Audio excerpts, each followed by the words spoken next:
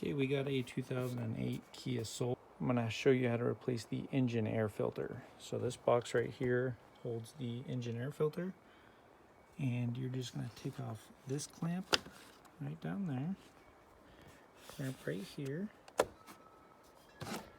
and then you pull it up. And the engine air filter is right there. Just take it out. You can inspect it, clean it out if you want, or replace it. Okay, so this is the new one.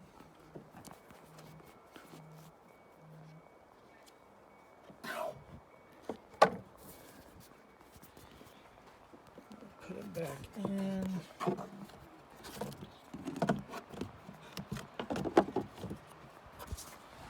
Okay, and when you put it down, make sure these parts right there fit into those holes. Next, we're going to put these latches back on, and that's how you do it. It's pretty easy.